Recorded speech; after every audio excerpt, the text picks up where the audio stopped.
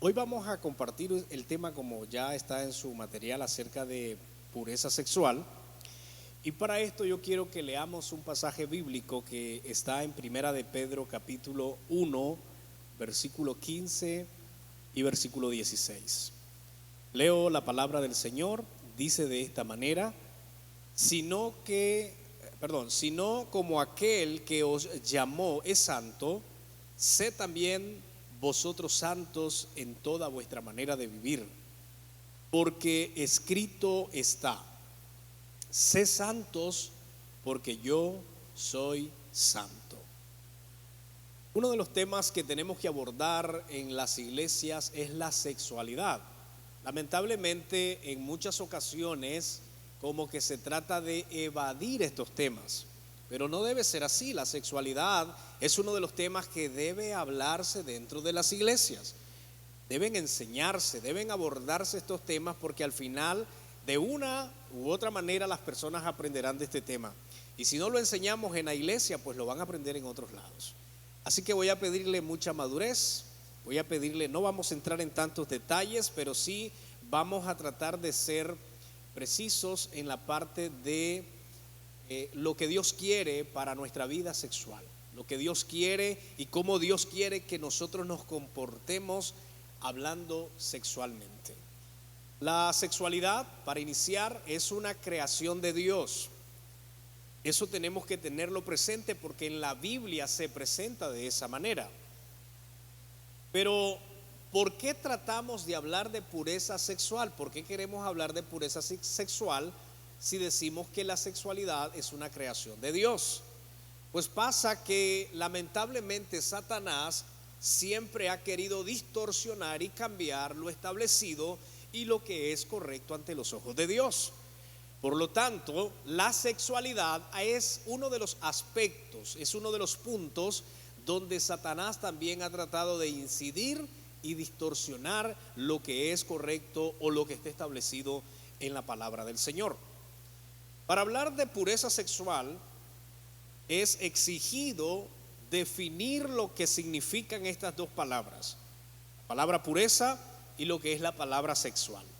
Cuando hablamos de pureza, estamos hablando básicamente del término, porque se encuentra en el latín y está formado por dos componentes léxicos latinos: el vocablo purus, que es lo que significa o puede traducirse como puro; el sufijo esa, que es equivalente a cualidad. La pureza es, podríamos decir en pocas palabras, es la cualidad de puro. Es decir, es todo aquello que está libre y exento de toda mezcla. Es aquello que no es alcanzado por el mal. Eso es lo que significa la palabra pureza. Hay un texto bíblico muy importante, porque la Biblia está llena de versículos bíblicos que hablan de pureza sexual. Y en este sentido, solamente tocando el aspecto de pureza, lo que dice Primera de Pedro 1, 15 al 16, que lo acabamos de leer: sino como aquel que os llamó es santo, sé también vosotros santos en toda vuestra manera de vivir, porque escrito está: sé santos porque yo soy santo. La palabra santo tiene que ver con algo apartado del mal y que no se deja tocar y no se deja contaminar por lo malo.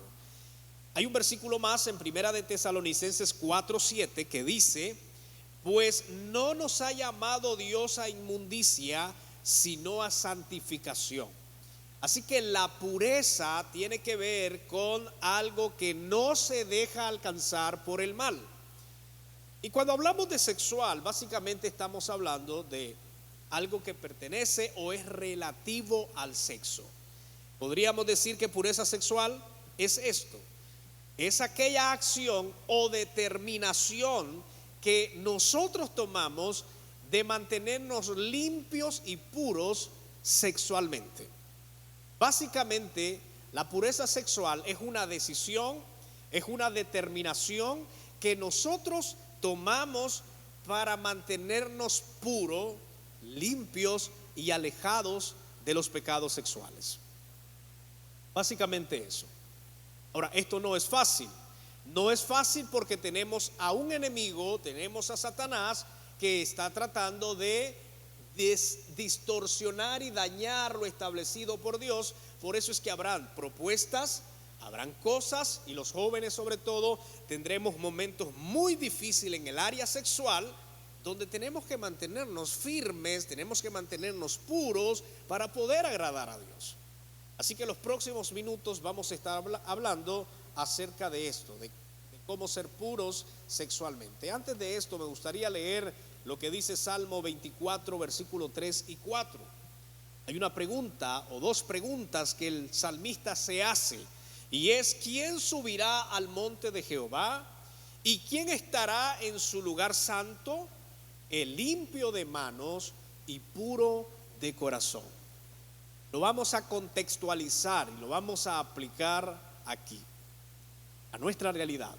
¿Quién subirá a la presencia de Dios? ¿Quién podrá adorar a Dios? ¿Quién podrá relacionarse con Dios? ¿Quién podrá tener comunión con Dios? Los que deciden mantenerse puros y limpios para el Señor. Cuando hablamos de Dios y estudiamos a Dios, nos damos cuenta que Dios es puro, es santo, es limpio, es alguien que no ha sido alcanzado por el mal. Por ende, sus hijos, sus adoradores, los que decimos creer en Él, debemos seguir sus pasos, sus ejemplos. Dios es un Dios moralmente perfecto, puro. Por lo tanto, nosotros tenemos que hacerlo. Y lo sexual es algo que nos corresponde a nosotros mantenernos puros ante Dios. Lo segundo que yo quiero, además de definir estas dos palabras, es decirle que todos hemos sido creados o somos seres sexuales. ¿Por qué? Porque Dios así nos diseñó. Yo siempre hago una excepción. La mayoría de los habitantes en el mundo, 7.800 habitantes o 7.800 millones, de habitantes en el mundo, en su mayoría, el 99% se consideran personas sexuales, deseos sexuales, tienen una necesidad sexual. Según las investigaciones dice que tenemos un 1% de personas que se consideran asexuales, es decir, que no tienen deseos sexuales. Ellos dicen y afirman no tenerlo. Aunque ellos lo afirmen, esto está sujeto a investigaciones, está sujeto a cuestionamiento. Pero bien, el punto no es ese. El punto es que la mayoría de los seres humanos, al menos el 99%, somos personas sexuales. Somos seres sexuales. El tener deseos sexuales no es un pecado. El tener y querer satisfacer un deseo sexual, pues no es pecado, es algo que está dentro de nosotros. El pecado se convierte en pecado en el modo, de la manera que nosotros queremos satisfacer el deseo sexual. De eso se trata. Entonces, en la Biblia también, basado a esta excepción del 1%, en la Biblia encontramos algo, un don que se le llama abstinencia o el don de continencia. El apóstol Pablo afirma que él tenía un don especial y le llama el don de abstinencia o continencia. Es decir, Pablo afirmaba que él no necesitaba tener o satisfacer ese deseo sexual. Es importante también tenerlo presente, que tener el don de abstinencia o el don de continencia no necesariamente significa que no tenga deseos de estar con otra persona. Lo que significa es que tiene la capacidad para no complacer el deseo sexual. De cierto modo, todos nosotros tenemos ese don, solo que en un grado muy bajo. ¿Por qué? Porque si somos cristianos y vivimos para Dios, ¿qué hacemos? Nos abstenemos. ¿Sí o no? Buscamos las maneras de no satisfacer el deseo sexual de una manera incorrecta. Pero todos lo tenemos. Yo inicié la vida cristiana, tenía mucha inmadurez, entonces le pedí al Señor que quitara el deseo sexual. Yo recuerdo que pasaba orando, gracias a Dios que no me escuchó. Ahora soy casado, tengo una esposa, 10 años de casado, tengo 3 hijos. Gracias a Dios que no me quitó el deseo sexual. Pero yo pasé orando por eso. Quizás usted lo ha hecho, pero no es correcto. Es parte de nuestra formación. Dios así nos creó, somos seres sexuales. La cuestión es cómo satisfacemos el deseo sexual. Ahí es el punto. Para eso lo vamos a hablar hoy, porque estamos hablando de pureza sexual. Así que también en la Biblia tenemos otros casos importantes a considerar que podemos entender de esta manera el don de abstinencia o continencia, como en el caso de Mateo 19, versículo 12, primera de Corintios 7, 6, que son otros casos que se abordan. Dicho esto, entonces podemos decir que el sexo es una bendición de Dios, el sexo es una creación perfecta de Dios, el placer sexual es una bendición de parte de Dios, solo que tenemos que tener cuidado cómo lo ejecutamos, cómo lo complacemos, cómo nosotros podemos llegar a tener una relación sexual sin violar los parámetros establecidos por Dios. Así que todos somos seres sexuales. No siga orando a Dios que le quite el deseo sexual. Mejor dígale que no se lo quite, sino que le dé la habilidad, el poder y la fuerza para no cometer un pecado sexual. Esa debe ser la oración. Señor, ayúdame a mantenerme firme, puro sexualmente, hasta que tú me des a una esposa, si eres hombre, y si eres una mujer, hasta que Dios te dé un esposo. Esa debería ser la oración. Ahora, ¿por qué son tan graves los pecados sexuales? Y aquí tengo varias cosas. Por eso es que abordamos este tema. Número uno, los pecados sexuales son graves porque violan el estándar matrimonial. ¿Cuál es el estándar matrimonial? Dios estableció a una pareja, los creó, los unió para que ellos pudieran estar unificados, pudieran tener relaciones sexuales, pudieran amarse. Ese es el estándar de Dios. Dios creó el sexo para el matrimonio. El yo cometer un pecado fuera del matrimonio, ya estoy violando los principios establecidos por Dios. Por eso es que son graves los pecados sexuales, porque violan el estándar matrimonial. Cuando Dios creó al primer hombre, ¿qué hizo? Le trajo a su mujer Eva, los unió para que ellos pudieran procrear, disfrutar y tener placer. Para eso Dios los creó. Por eso el pecado sexual es grave ante los ojos de Dios, porque estás haciendo una actividad fuera del orden establecido por Dios. La nueva era o el mundo actual que vivimos quiere ver la sexualidad como cualquier cosa, como un placer, como algo que sí es importante, pero no puedes poner reglas, no puedes poner límites. Al final es un deseo y hay que satisfacerlo. Pero si vamos a la Biblia, vamos a encontrar que Dios dio el sexo para el matrimonio. Así que los que estamos solteros acá, levante cuántos son solteros, levante su mano acá, cuántos son solteros. Que Dios los ayude. Los casados, levante su mano. Disfruta el sexo. Es una bendición de Dios. Dele rienda suelta a los casados. Los solteros, que Dios los ayude. ¿Cuándo pueden disfrutar? Cuando estén casados. Llegará el momento. Ahora, no nos casamos solo por eso, porque la vida matrimonial va más allá del sexo. El sexo es importante, pero no lo es todo. Así que la primera razón por la cual yo enseño que los pecados sexuales son graves es porque violan el estándar establecido por Dios, y es el estándar matrimonial. Número dos, porque violan el límite sexual establecido por Dios. Eso está muy relacionado con lo que acabo de decir. Hay límites. Tenemos límites en el sexo. Si una persona quiere satisfacer su deseo sexual de otra manera, entonces está violando los límites que Dios ha establecido. Cuando Dios creó y hizo su creación, la hizo tan perfecta que no se equivocó en ninguna parte. Y en lo sexual no se equivocó. Entonces Dios estableció límites, porque si Dios no establece límites y si no hay reglas, el pueblo no puede conducirse correctamente. Los humanos necesitamos reglas, necesitamos señales, necesitamos restricciones para que podamos hacer bien las cosas. Pues Dios estableció límites en lo sexual. El límite es el matrimonio. Punto. Pastor, pero una vez, de vez en cuando, una vez al año, no hace daño.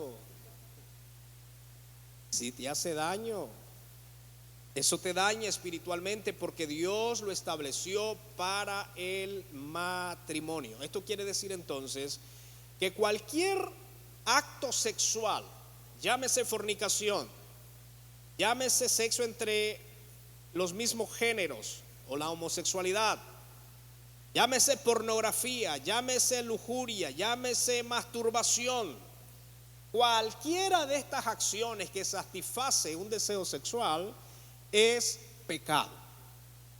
Me pregunta, pastor, ¿es pecado masturbarse? Bueno, pregunta el deseo sexual para qué fue creado. Pregunta cómo se puede satisfacer el deseo sexual en la Biblia, en el matrimonio.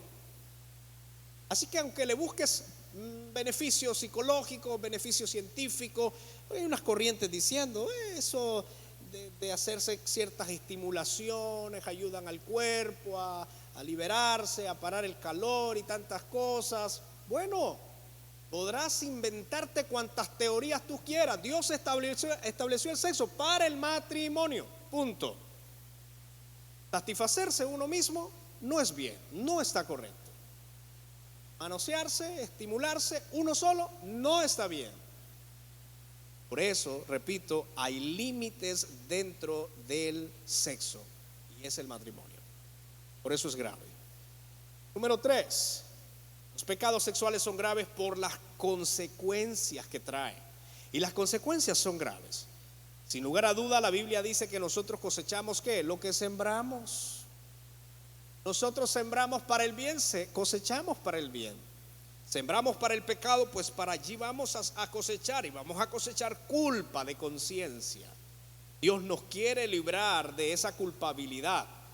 Y lamentablemente nuestra desobediencia lo que ha producido es que el mundo tenga manifestaciones totalmente terribles, dolorosas y fuertes. Por eso es que hoy hay tantas enfermedades de transmisión sexual, aborto, la perversión, el abuso de menores, la adicción y la explotación sexual. Todas estas cosas son consecuencia de un mal uso del sexo. ¿Por qué hay explotación sexual? Porque las personas han violado los límites de Dios. ¿Por qué hay prostitución? Porque las personas han violado el límite de Dios. ¿Por qué hay abortos? El aborto es producto de una relación sexual. Nadie se va a embarazar así como la Virgen María. Ese es un milagro de Dios. ¿Ya? Entonces, el pecado y las consecuencias son graves. Por eso tenemos un mundo tan terrible. Porque sexualmente se ha distorsionado. Porque sexualmente se ha apartado de Dios. Así que es grave, y los pecados sexuales son graves porque lamentablemente sus consecuencias son fuertes. Número 4, porque los pecados sexuales me impedirán entrar al reino de Dios. Colosenses 3, 5, 6. Mire lo que dice: haced morir pues lo terrenal en vosotros: fornicación, impureza, pasiones desordenadas, malos deseos y avaricia, que es idolatría, y cosas en las cuales la ira de Dios viene sobre los hijos de desobediencia. Hay un versículo más, Primera de Tesalonicenses 4:3: pues la voluntad de Dios es vuestra santificación, que os apartéis de fornicación. Aquí la consecuencia más grave de los pecados sexuales es que me van a impedir entrar al reino de Dios.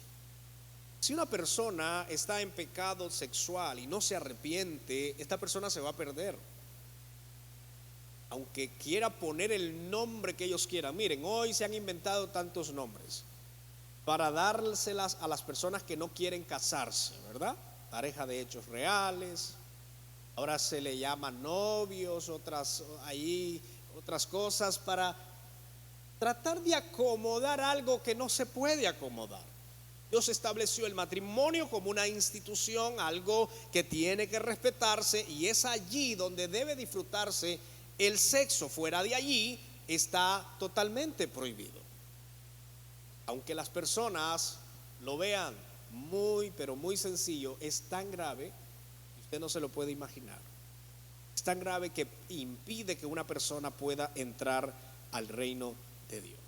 Así que por estas razones antes mencionadas debemos evitar que la masturbación, la fornicación, el adulterio, la homosexualidad, la pornografía, la lujuria y toda actividad sexual condenada en la Biblia. Y enfatizamos que la única actividad sexual permitida y avalada por Dios es la que se da dentro del matrimonio. Bíblicamente, si tú eres cristiano, no tienes opciones. Esta es la única opción. Es la única regla establecida por Dios. Entonces, por esa razón yo considero que los pecados sexuales son graves. Ahora bien, aquí viene la resolución o la solución más bien del problema. ¿Cómo nosotros podemos combatir los deseos sexuales? Al menos yo aquí tengo unas 3 o 4 maneras de poder combatir los pecados sexuales. Mira, que me levantaron la mano y dijeron que son solteros, no te preocupes, nosotros pasamos por ahí. Nosotros ya pasamos ese calvario. No significa que nosotros los casados no sigamos batallando por ser fieles sexualmente. Seguimos batallando. Así que aunque es un poquito menos intenso, pero seguimos batallando con ello. A algunos casados no les gustará que yo diga eso, pero es la verdad. Todos estamos en lucha para poder guardarnos sexualmente. Entonces, ¿cómo yo puedo combatir el pecado sexual? Recuerdo que una persona me decía: pastor, mira, yo no puedo dejar de masturbarme, porque son unos deseos tan intensos que hasta que me masturbo entonces quedo tranquilo. Otro me decía: pastor, yo no puedo dejar de ir a visitar a la vecina, porque es que es imposible, pastor. Es posible dejar eso. Pastor, no puedo dejar el adulterio, no puedo dejar la fornicación. Claro que se puede. No puedo dejar la prostitución, no puedo dejar, he escuchado a personas, la pornografía. Sí se puede. Claro que sí se puede. Y al menos acá tengo 3 formas para combatir el pecado sexual. Número 1, huir del pecado sexual. Esto es tan, pero tan bíblico, así como lo ha escuchado. Primera de Corintios 6:18, huir de la fornicación. Cualquier otro pecado que el hombre cometa está fuera del cuerpo, mas el que fornica contra su propio cuerpo peca. Mire lo que dice acá la versión Dios habla hoy: huyan pues de la prostitución. Cualquier otro pecado que una persona comete no afecta a su cuerpo, pero el que se entrega a la prostitución peca contra su propio cuerpo. Y la Nueva Traducción Viviente dice: huyan del pecado sexual. Ningún otro pecado afecta tanto al cuerpo como este, porque la inmoralidad sexual es un pecado contra el propio cuerpo.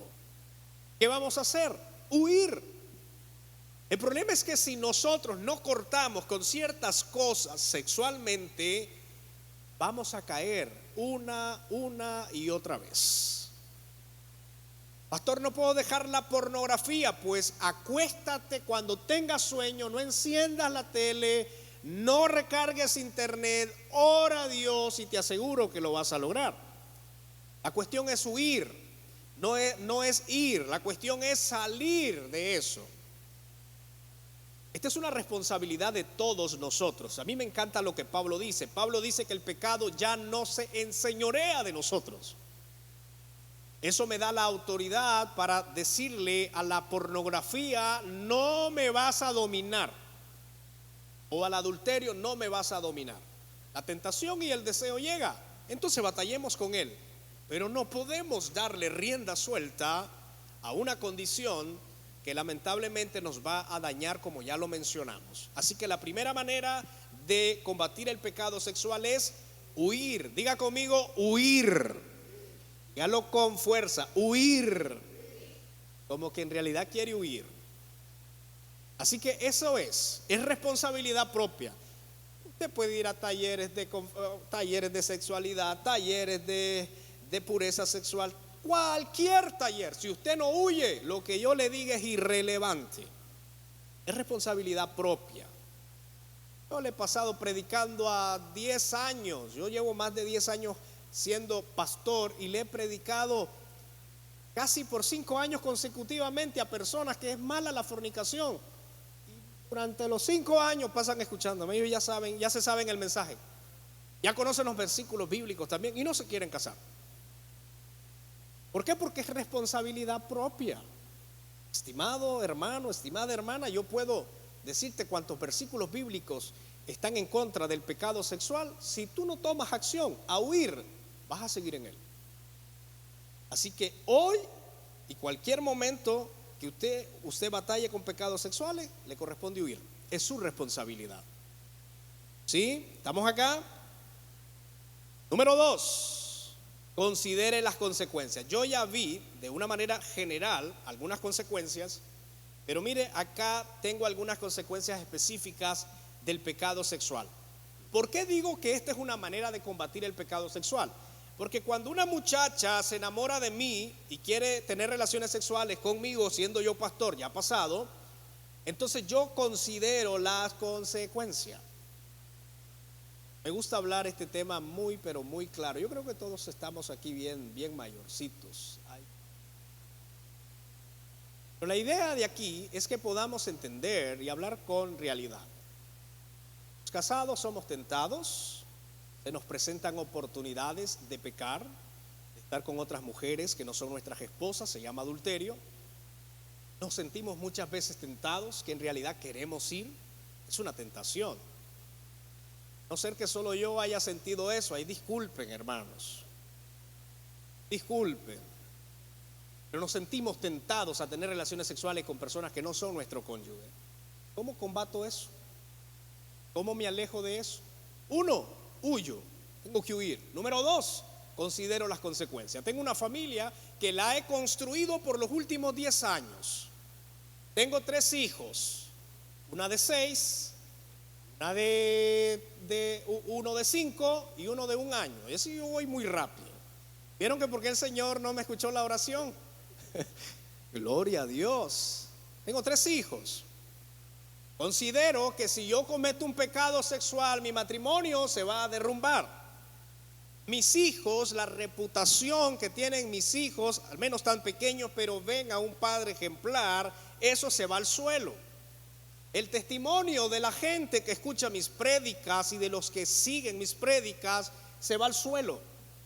Entonces yo digo, esas son consecuencias que pueden dañar muchísimo, pero también hay consecuencias propias, consecuencias que pasan dentro de uno mismo, que son las peores. Por ejemplo, hay una baja autoestima y debilita la conciencia. Según 1 Corintios 6, 18 al 20, la inmoralidad sexual es el único pecado que podemos cometer contra nosotros mismos. El pecado sexual es pecar contra uno mismo.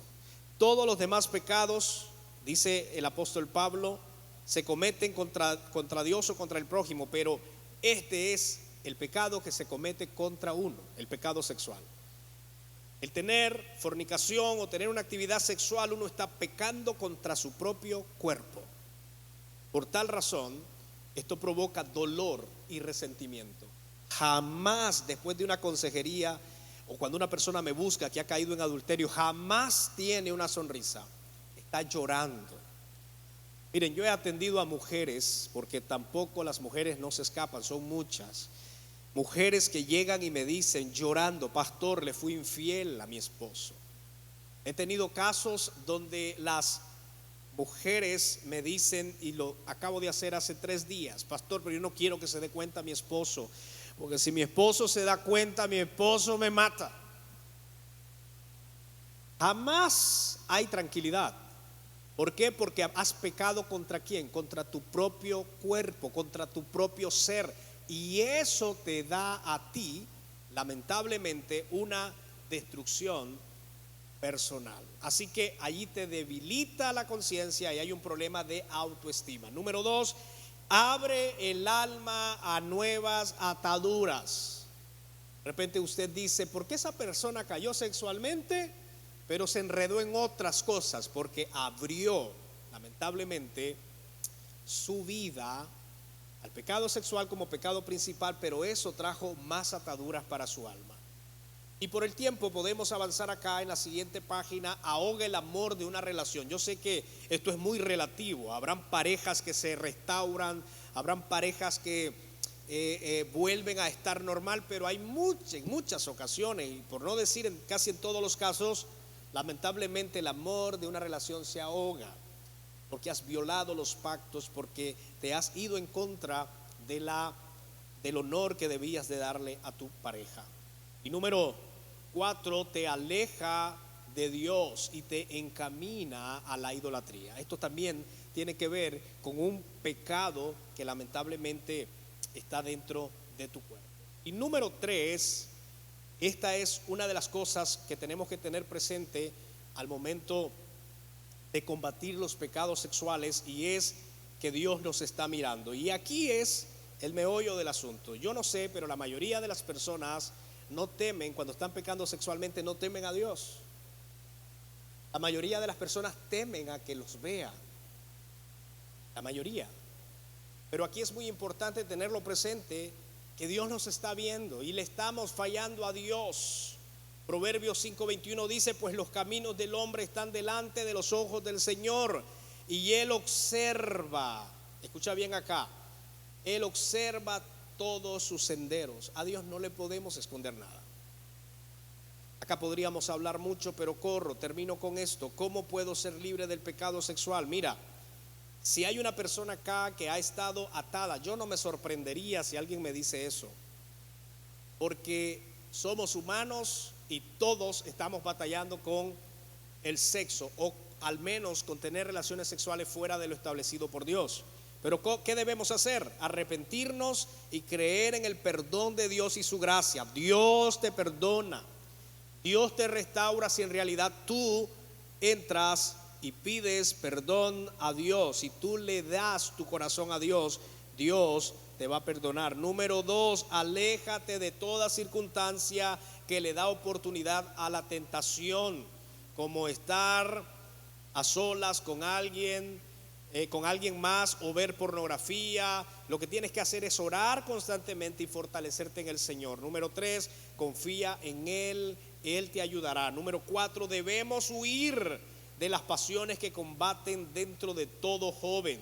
La inmoralidad sexual es de lo único que Dios nos mandó a huir. Mira, esto es muy interesante.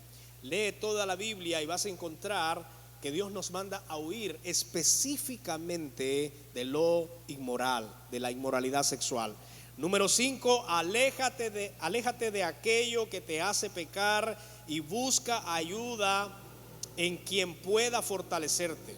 Es mejor decir, aquí hay un dicho: aquí corrió que aquí quedó. Usted lo puede decir de otra manera, pero al final es la misma idea la que se quiere transmitir. Y concluyo diciendo: Dios espera que sus hijos vivamos moralmente bien, y Dios espera que vivamos sexualmente bien. Es nuestra responsabilidad como cristianos guardarnos, protegernos sexualmente y disfrutar el sexo hasta que tengamos el único límite ya vencido, que es que estar casado. Nos casamos y listo, disfrute, porque para eso se casa y es allí donde Dios lo aprueba. Mientras tanto, debe de abstenerse, mantenerse puro, mantenerse cerca de Dios, huyendo de los deseos y aquellas cosas que nos quieren hacer caer o pecar. Por eso les digo y les animo a que puedan seguir adelante. Quiero que se pongan de pie. ¿Qué tal si oramos?